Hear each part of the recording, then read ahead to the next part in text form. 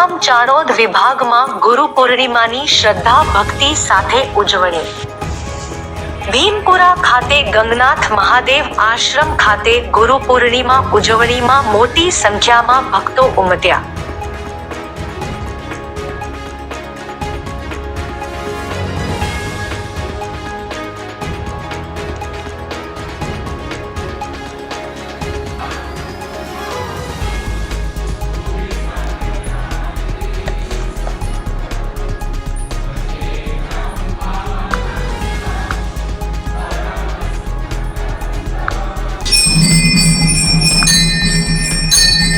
ડભોઈ તાલુકાના તીર્થધામ ચાણોદ વિભાગમાં ગુરુ પૂર્ણિમાની ભક્તિસભર માહોલ વચ્ચે ઉજવણી કરવામાં આવી. ચાણોદના ભીમપુરા ખાતે નર્મદા તટે આવેલું પૌરાણિક ગંગાનાથ મહાદેવ આશ્રમ તપોભૂમિ આધ્યાત્મિક ભૂમિ ખાતે યોગીરાજ બ્રહ્માનિષ્ઠ બ્રહ્મચારી પૂજ્ય શ્રી બ્રહ્માનંદજી મહારાજની તપોભૂમિ ગંગનાથ મહાદેવ આશ્રમ ખાતે મોટી સંખ્યામાં શ્રદ્ધાળુ ભક્તો સુરત, અમદાવાદ, વડોદરા સહિત ચાણોદ, સિનોર તાલુકાના આસપાસના ગામોમાંથી મોટી સંખ્યામાં ભક્તોએ યોગીરાજ બ્રહ્મનિષ્ઠ બ્રહ્મચારી પૂજ્ય શ્રી બ્રહ્માનંદજી મહારાજની વ્યાસ પૂજા ગુરુ પૂર્ણિમા ઉત્સવ નિમિત્તે સવારે 9:35 કલાકે વ્યાસ પૂજા તેમજ ષોડશોપચાર ગુરુ પાદુકા પૂજન તેમજ મહાઆરતી પૂજાનો લાભ લીધો હતો. આ પ્રસંગે ગંગનાથ મહાદેવ, વિષ્ણુ ભગવાન સાહિત્યના દેવોની પણ વિધિ વિધાન સાથે શાસ્ત્રો કે મંત્રોચ્ચાર સાથે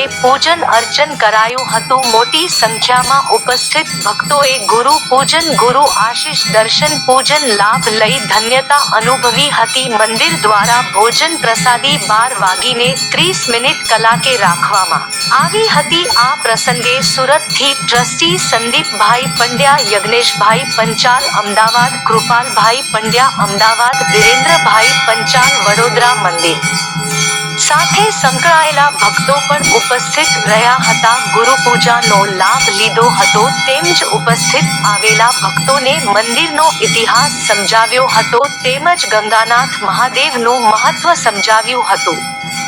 ગંગા મહાદેવ આશ્રમને આધ્યાત્મિક મહત્વ સમજાવ્યું હતું. આ સાથે ચાણોદ ખાતે બાલાજી મંદિર, ત્રિકમજી મંદિર, સંસ્કૃત પાઠશાળા ખાતે પણ ગુરુ પૂર્ણિમા પ્રસંગે ગુરુ પૂજન અર્ચન દર્શનનો લાભ ભક્તોએ લઈ ધન્યતા અનુભવી હતી. મુકેશ ખત્રી, ચાણોદ. તારીખ 29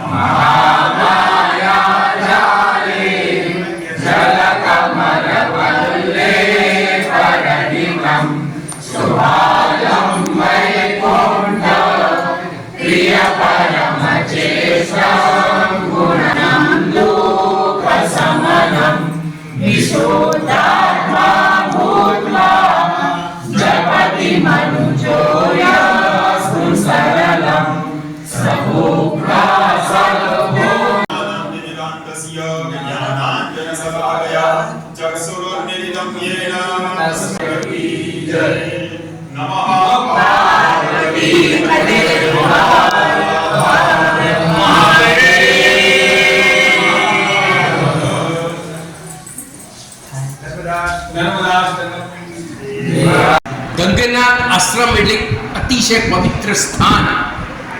ઘણો યુગો પુરાણું આ સ્થાન છે. પહેલા અહીંયાના ભૂતો ટેકરો કહેવાતો. બ્રહ્માનંદજી સ્વામી મહારાજે આવીને આનું આખું પુનરુત્થાન કર્યું. એ ગંગનાથ આશ્રમ સંસ્થાન એટલે શસ્ત્ર, શાસ્ત્ર, સાહિત્ય અને સંગીતનો સમન્વય એટલે ગંગનાથ આશ્રમ. આ આશ્રમ ખાલી કેવળ ભજનો કરવા, પૂજા પાઠ કરવું એ તો બરોબર છે, આપણી ભારતીય સંસ્કૃતિમાં એનું મહત્વ છે, પણ સાથે સાથે શૌર્ય ગાથાનું પણ યોગદાન આ ગંગનાથ આશ્રમે આપ્યું છે. 1857નો સ્વાધીનતા સંગ્રામ, જેમાં તાત્યા ટોપે, નાના ફડણવીસ આ લોકો અહીંયા આશ્રય લીધેલો, અને પરમ પૂજ્ય બ્રહ્માનંદજી મહારાજે પણ એમાં ખૂબ રસ લઈ અને સ્વાધીનતા સેનાનીઓ માટે બહુ મોટો રોલ પ્લે કરેલો. અહીંયા શ્રી અરવિંદ પણ અહીંયા આવતા હતા, અને આ આશ્રમે ઘણી બધી ભારતની ચડતી ઉતરતી જોઈ છે. આશ્રમની અંદર શિવલિંગ છે, શિવાલય છે. એમ કહેવાય છે કે એ શિવાલય એ સ્વયંભૂ છે, અને ઉપરથી ઉલ્કાપાત થયેલું એની ઉલ્કા છે. વાસ્તવમાં આ કોઈ દુનિયાનો પથ્થર નથી. એવી ઘણી બધી અહીંયા આ આશ્રમ સાથે બધી કથાઓ જોડાયેલી છે. મા ગંગાએ વૈશાખ સુદ સાતમના દિવસે અહીંયા તપશ્ચર્યા કરી, જેને આપણે ગંગા સાતમ કહીએ છીએ. યુધિષ્ઠિરે મહાભારત યુદ્ધની અંદર જે બધી હાનિ થઈ એના પશ્ચાતાપ માટે માર્કંડેય ઋષિના આશીર્વાદથી અહીંયા તપશ્ચર્યા કરેલી. યમ જ્યારે સત્યવાન અને સાવિત્રીનો લગ્નનું અંત નજીક લાવ્યો, એવા યમ ને પોતાને શ્રાપ મુક્ત થવા અહીંયા યમહાસ કરી છે. યમે પણ અહીંયા તપશ્ચર્યા કરી. એટલે ગંગા માતા, યુધિષ્ઠિર, યમદેવ, નંદી મહારાજ અભિમાન થઈ ગયું એટલે નંદકેશ્વર મહાદેવ આગળ તપસ્યા કરી. નંદેરિયા કહે છે લોકો એને. આવા ઘણા બધા ઉદાહરણો છે, નાની મોટી પનોતી કહો તમે. અને આ બ્રહ્માનંદજી મહારાજ, જેમનું આયુષ્ય લગભગ 214 વર્ષ ઓથેન્ટિક આયુષ્ય ગણાય છે. અહીંયા એમની યોગશાળા હતી, વેદશાળા હતી, શસ્ત્રશાળા હતી. ત્યાર પછી એમના ઉત્તરાધિકારી શ્રી કેશવાનંદજી મહારાજ એ પોતે બીએસસી કેમિસ્ટ્રી હતા અને બહુ જ્ઞાતા હતા. એમને ધર્મનાષ્ટક એમને રચના કરીને બ્રહ્માષ્ટકની એમને રચના કરી. ત્યાર પછી કેશવાનંદજી મહારાજ એ ખૂબ જ આયુર્વેદના ખૂબ નિષ્ણાત હતા. હાર્ડિકર વૈદ્ય એમના શિષ્ય હતા, અને એમને ઘણી બધી આયુર્વેદિક ઔષધિઓનું જ્ઞાન હતું. ત્યાર પછી ગણેશનજી મહારાજ, ત્યાર પછી મોહનાનંદજી મહારાજ, આ બાજુ બાલાનંદજી મહારાજ. બાલાનંદજી મહારાજ પાસે અમૃત સંજીવની વિદ્યા હતી. બંગાળનો રાજા ક્રિશ્ચિયન બની ગયો હતો, એને હિન્દુ ધર્મમાંથી ક્રિશ્ચિયન ધર્મ કન્વર્ટ થઈ ગયો. એને એક વખતે મહારાજને બોલાયા મસ્કરી કરવા માટે કે તમારા ધર્મમાં એવું છે, શું બતાવો ને. ત્યાર પછી બાલાનંદજી મહારાજે કહ્યું કે આ તારા રાજમહેલમાં આ શેનું ભરાયું છે લોકો કે તો વાત છે એમ. તારે હિન્દુ ધર્મ પડતું જોઈએ છે. કમંડલમાંથી જળ લીધું, છંટકાવ કર્યો, પેલો વાઘ સાચું થઈ ગયો. રાજાના વડિયા દૂધવા માંડ્યા, નમી ગયો અને પાછો હિન્દુ ધર્મમાં આવ્યો. પહેલી ઘર વાપસી અમને કરાય. એટલે આવી એક જેને કહેવાય ને ધાર્મિક ભાવના, સનાતન હિન્દુ ધર્મ અને દેવતુલ્ય ભારતીય સંસ્કૃતિની ધરોહરને બચાવવા માટે આ સમય ખૂબ કામ કર્યું. આપણે અંગ્રેજો સાથે પેલું જે ચળવળનું થોડું 1857ના સ્વાધીનતા, બ્રિટિશ સત્તાની હુકુમત હતી અને બ્રિટિશરો હિન્દ છોડતા નતા અને દેશી રજવાડાઓ પરથી કર લેતા અને ભારતની અંદર ધર્માંતરની પ્રવૃત્તિ જોરશોરથી પકડવા માંડી.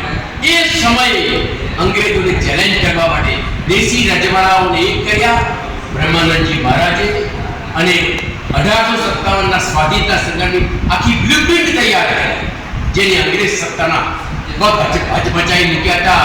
અને 1857 પછી શરૂઆત થઈ 1947 સુધી નાની મોટી ચળવળો ચાલ્યા કરી. બ્રહ્માનંદજી મહારાજ, શ્રી કેશવાનંદજી મહારાજ, કૈલાસનજી મહારાજનો સિંહ ફાળો હતો. એમનો એક જ મંત્ર હતો કે મોક્ષ એટલે શું? ગુરુજી કે માતૃભૂમિની મુક્તિ એટલે મોક્ષ. મારે મોક્ષ જોતો હોય જ્યાં સુધી મારી ભારત માતા આચાર હોય ત્યાં સુધી મારે મોક્ષ નથી. બીજો મંત્ર તો બ્રહ્મ સત્ય જગત મિથ્યા, અને ત્રીજો હતો સચ બોલ હરી સે પ્રેમ કર. તમે જે બોલો છો એ કરો અને જે કરો છો એ બોલો, બાકી ત્રીજું વાત કરવાની. પછી આવી મહાનતા. પછી અંગ્રેજો અહીંથી લાઇબ્રેરીના કે પુસ્તકોને લગતું અહીંયા જબરદસ્ત લાઇબ્રેરી હતી, જેમાં અમૃત સંજીવની વિદ્યા શીખવાડાતી. એમ કહેવાય છે તો સુવર્ણ ધાતુ બનાવવાની પણ વિદ્યાઓ હતી, કાયાકલ્પની વિદ્યાઓ હતી, ઘણા દુર્લભ પુસ્તકો હતા. પરંતુ કાળક્રમે એ બધી વિદ્યાઓ અને એ વિદ્યાઓને ગ્રહણ કરવા માટે એવા પાત્રો પણ જોઈએ. અંગ્રેજો અને બ્રિટિશરો પુસ્તકો લઈ ગયા હતા. અહીંથી ઘણા બધા દુર્લભ પુસ્તકો અહીંથી ખચ્ચર ઉપર લાગી જર્મનીમાં અને બ્રિટનમાં ચાલ્યા ગયા અને આ બધી ઘણી બધી વાસ્તવિકતા છે. જેને સમજવામાં આશ્રમ એટલે પરમાશ્રમ પવિત્ર સ્થાન. ઘણો યુગો પુરાણું આ સ્થાન છે. પહેલા અહીંયાના વૃત્તો ટેકરો કહેવાતો.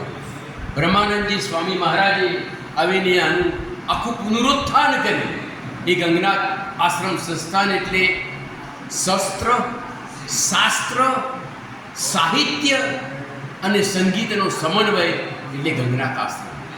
આ આશ્રમ ખાલી કેવળ ભજનો કરવા, પૂજાપાઠ કરવું એ તો બરોબર છે, આપણી ભારતીય સંસ્કૃતિમાં એનું મહત્ત્વ છે, પણ સાથે સાથે શૌર્ય ગાથાનું પણ યોગદાન આ ગંગનાથ આશ્રમે આપ્યું છે. 1857નો સ્વાધીનતા સંગ્રામ, જેમાં તાત્યા ટોપે, નાના ફડણવીસ આ લોકો અહીંયા આશ્રય લીધેલો અને પરમ પૂજ્ય બ્રહ્માનંદજી મહારાજે પણ એમાં ખૂબ રસ લઈ અને સ્વાધીનતા સેનાનીઓ માટે બહુ મોટો રોલ પ્લે કરેલો. અહીંયા શ્રી અરવિંદ પણ અહીંયા આવતા હતા અને આ આશ્રમે ઘણી બધી ભારતની ચડતી ઉતરતી જોઈ છે. આશ્રમની અંદર શિવલિંગ છે, શિવાલય છે. એમ કહેવાય છે કે એ શિવાલય એ સ્વયંભૂ છે અને ઉપરથી ઉલ્કાપાત થયેલું એની ઉલ્કા છે. વાસ્તવમાં આ કોઈ દુનિયાનો પથ્થર નથી. એવી ઘણી બધી અહીંયા આ આશ્રમ સાથે બધી કથાઓ જોડાયેલી છે. મા ગંગાએ વૈશાખ સુદ સાતમના દિવસે અહીંયા તપશ્ચર્યા કરી, જેને આપણે ગંગા સાતમ કહીએ છીએ. યુધિષ્ઠિરે મહાભારતના યુદ્ધની અંદર જે બધી હાનિ થઈ એના પશ્ચાતાપ માટે માર્કંડેય ઋષિના આશીર્વાદથી અહીંયા તપશ્ચર્યા કરેલી. યમ જ્યારે સત્યવાન અને સાવિત્રીનો લગ્નનું અંત નજીક લાવ્યો, એવા યમ ને પોતાને